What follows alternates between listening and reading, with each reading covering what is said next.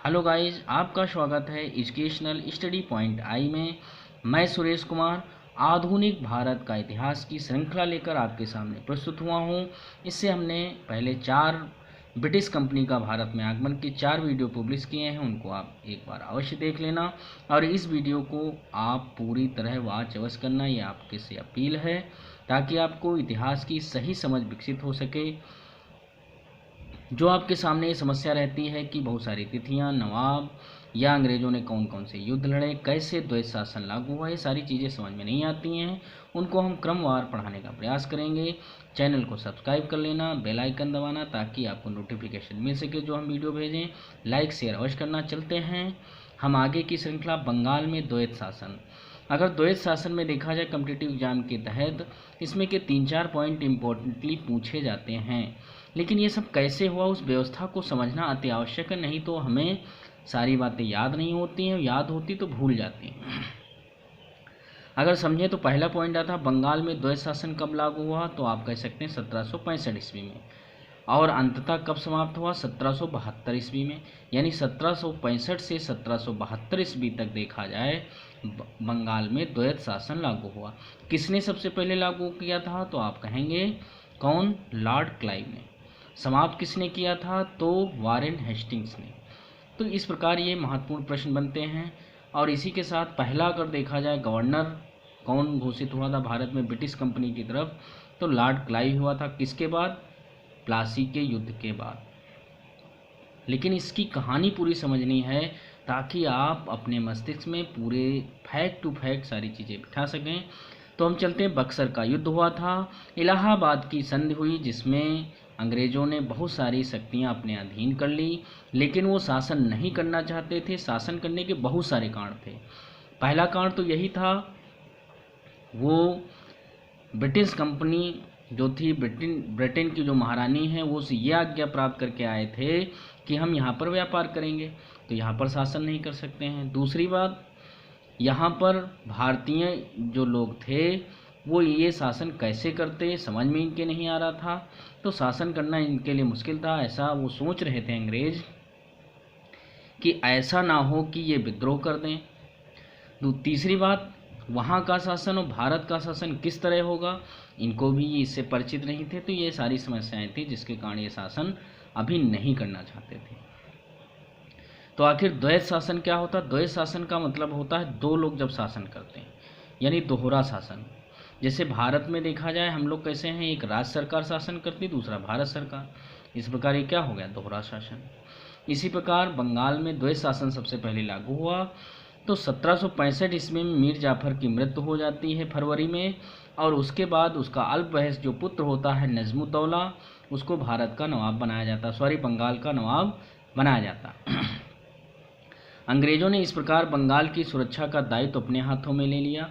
कैसे ले लिया, क्योंकि नजमुद्दौला अल्पवयस्क था, और द्वैत शासन लागू करने के बाद उन्होंने क्या किया, वित्तीय व्यवस्था, अंग्रेज़ों ने क्या किया, वित्तीय व्यवस्था और प्रशासनिक कार्य जो हैं वो सब अपने हाथों में ले लिए। क्योंकि वो दीवानी जो थी, कर वसूलना था, ये सारे कार्य वो अपने हाथों में ले लिए।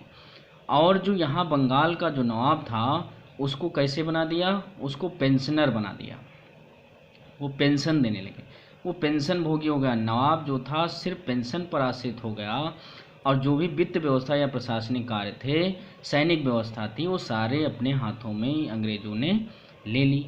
अब वो शासन देखा जाए एक हिसाब से वो लोग कर रहे हैं अंग्रेज, लेकिन दिखावा था कि शासन कौन चला रहा, बंगाल के नवाब। इस तरह वो शासन करने लगे। तो यानी अंग्रेज भी शासन कर रहे हैं मुख्यतः, और सामने देखा जाए तो बंगाल नवाब ही गद्दी पर बैठा है। तो इस प्रकार दोहरा शासन चल रहा है, इसी को कहते हैं द्वैध शासन।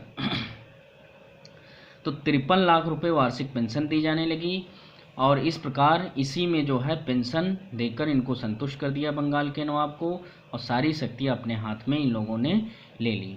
अब बंगाल की शासन व्यवस्था देखने के लिए, अब भाई बंगाल का शासन व्यवस्था चलाने के लिए अब अंग्रेज़ व्यापार कर रहे थे, सारी चीज़ें तो देख नहीं सकते थे, या बंगाल के नवाब के पास हमेशा नहीं बैठ सकते थे। इसलिए क्या किया, उन्होंने सूबेदार, दीवान, इस तरह विभिन्न प्रकार के अधिकारियों की उन्होंने नियुक्ति कर दी, ताकि वो बंगाल के नवाब पर नज़र रख सकें और किस तरह शासन करते हैं, सारी चीज़ें आप देख सकते हैं। अब बंगाल के नवाब पास क्या रहेगा, निजामत। निजामत का कार्य बंगाल के नवाब को दे दिया। बाकी सारी वित्तीय व्यवस्था, सैनिक व्यवस्था, मालगुजारी, जो कुछ भी होता था अंग्रेज़ों ने अपने अधीन कर लिया। तो सारी निजामत कार्य क्या होता है, निजामत कार्य वो होता है जिसमें शासन व्यवस्था होती है कि राज्य में शांति व्यवस्था बनाए रखें, और जो कोई कार्य करना होता वो नवाब के द्वारा होता था। अब कार्य होना है तो कार्य कैसे होगा, कार्य जब कोई नई चीज़ बनानी है, कुछ देना है, वो नवाब किस कैसे लेता, नवाब अंग्रेज़ों से मांगता, ये करना है वो करना है। तो ये सारी समस्याएं अब हमारे भारत में हो गई थी। तो देखो निजामत का कार्य किसको सौंप दिया, नवाब के हाथों में। अब निजामत होता क्या है, लिखा राज्य में शांति और सुव्यवस्था बनाए रखना ही निजामत का कार्य होता है। अंग्रेज तथा नवाब दोनों एक साथ अपने अपने क्षेत्रों में शासन व्यवस्था बनाए रखते थे, अर्थात दोनों मिलकर शासन करते थे, जिसे हम द्वैत शासन कहते हैं। ये द्वैत मतलब दोहरा शासन कहलाता, दो लोग मिलकर शासन करते थे। अब जो द्वैत शासन हुआ से बंगाल में भ्रष्टाचार ने घर कर लिया। भ्रष्टाचार कैसे घर कर लिया, ये भी सोचने वाली बात है भाई। अब माल गुजारी, जो भी धन वसूलना, जो कुछ वित्तीय कार्य था वो अंग्रेज अपने हाथ में ले लिए। अब अंग्रेजों ने एक नई व्यवस्था लागू कर दी। क्या लागू कर दिया, जमींदारी तो वैसे राजा लोग क्या करते थे, गांव में जो प्रसिद्ध व्यक्ति होता था, जो सही कार्य कर रहा है, उसको दे देते थे। वो अपना वसूली करके जमींदार राजा को या बंगाल के नवाब को दे देता था। अब ये क्या करने लगे, इन्होंने कहा कि दीवान जो ये जमींदारी है इसको वो क्या करने लगे, नीलामी करने लगे। अब जो कोई नीलामी की जाएगी तो जिन नीलामी में क्या होती थी, बोली लगती थी कि हम 2 गांव दिए गए तो हम 1 लाख रुपए देंगे, दूसरा कहने लगा हम 2 लाख, तीसरा कहने लगा 3 लाख, 4 लाख, 5 लाख, इसी तरह बोलियां बढ़ती थी। जो अधिक बोली लगाता था उसको जमींदारी दे दी जाती थी। अब जमींदारी जब दे दी जाती थी जाहिर सी बात वो फ़ायदा उठाएंगे जमींदार। अब जमींदार जब फ़ायदा उठाएंगे तो कहाँ से उठाएंगे, वो कर ज़्यादा लेंगे। अब कर ज़्यादा लेंगे यानी किसानों का शोषण होगा।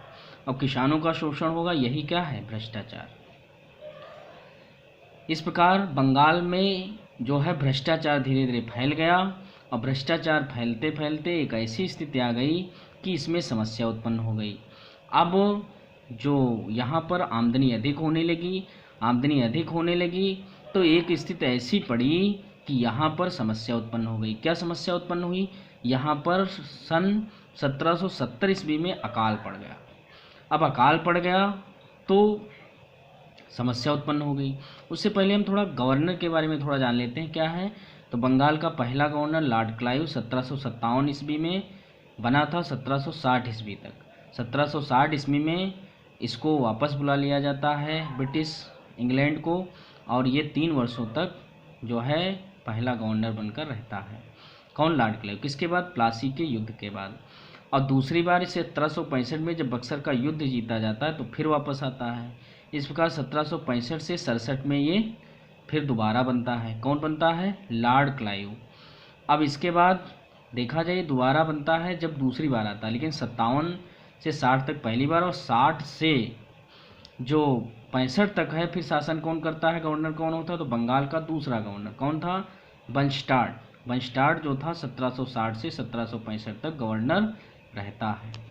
तो यहाँ से आंतरिक जब बहुत जटिल प्रश्न एग्जाम में बनाना होता तो कैसे बनाता है कि जब बक्सर का युद्ध हुआ था तो उस समय गवर्नर कौन था, तो आप ध्यान रखेंगे तब गवर्नर, क्योंकि 64 में युद्ध हुआ था, गवर्नर कौन था, बंस्टार्ड।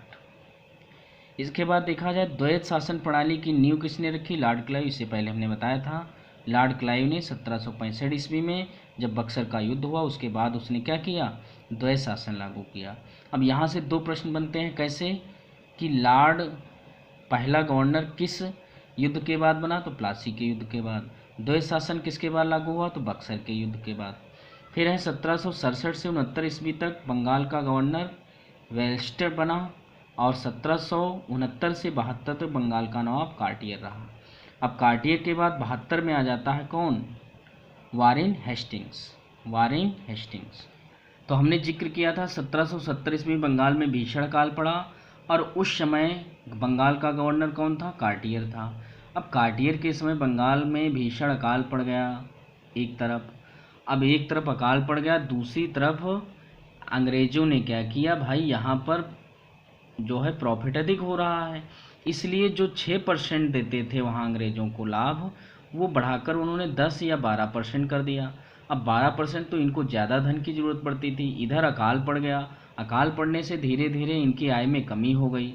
अब जब आय में कमी हो गई एक तरफ, और दूसरी तरफ क्या किया इन लोगों ने, अंग्रेज़ों ने किसानों पर अब कर बढ़ा दिया। क्यों कर बढ़ा दिया भाई, क्योंकि इनका प्रॉफिट अधिक नहीं हो रहा था और किसान भी परेशान थे। किसान क्यों परेशान थे, क्योंकि किसान इसलिए परेशान थे क्योंकि उनको कर वैसे भी अधिक देना पड़ता था, दूसरा अकाल पड़ गया, कुछ पैदा नहीं हुआ खेती में, अब उनको और समस्या हो गई।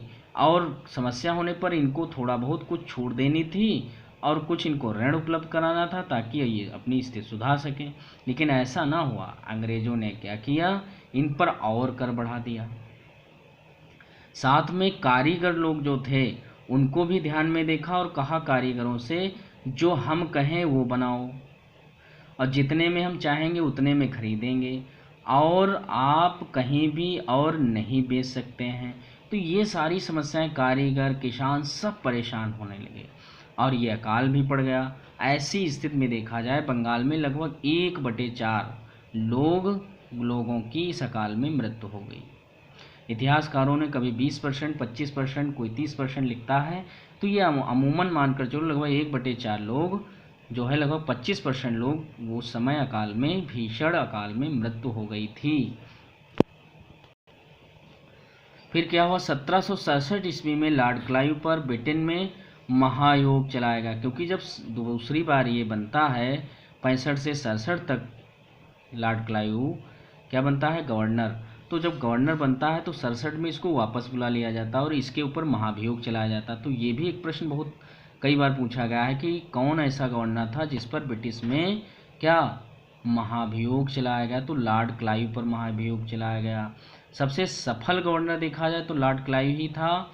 हर स्थिति की नींव अगर जो भारत में सुधारने की अगर देखी जाए ब्रिटिश कंपनी को, सबसे अच्छा श्रेय को जाता लॉर्ड क्लाइव, और इसी पर महाभियोग चलाया गया।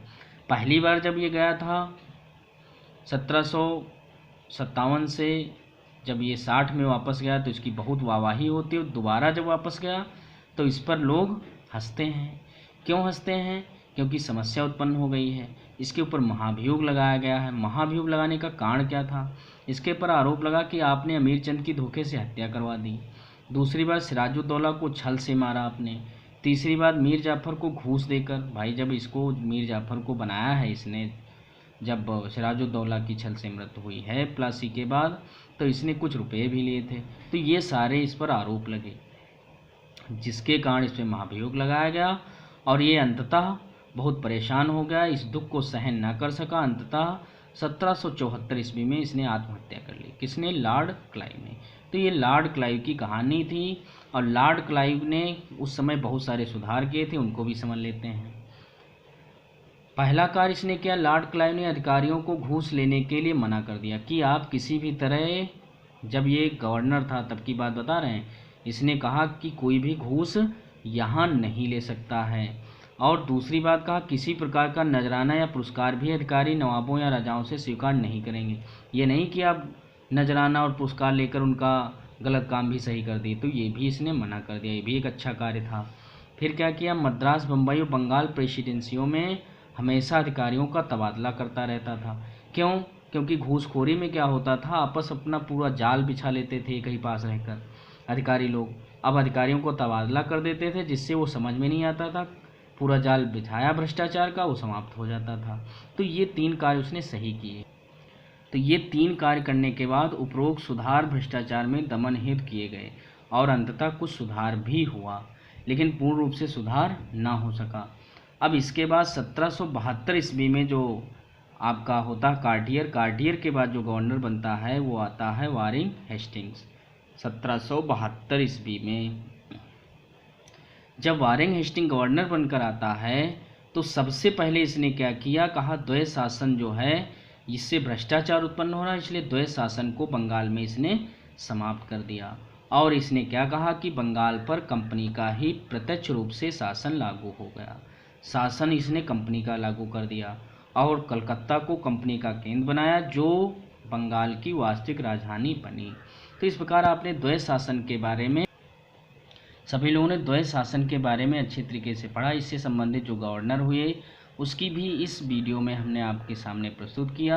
आप लोग यहाँ तक आपने पूरी वीडियो को देखा, आपको हम धन्यवाद करते हैं। साथ में ये अपील करते हैं कि इस वीडियो को बढ़ाने में, इस चैनल को बढ़ाने में हमारा सहयोग करें, ताकि आपको और हमारा दोनों का सहयोग हो सके। और इसमें जो कमियां रहती हैं उनको कमेंट के माध्यम से आप हमें बताइए, ताकि हम इसमें और सुधार कर सकें। और लाइक, शेयर, सब्सक्राइब चैनल अवश्य कर लेना। धन्यवाद।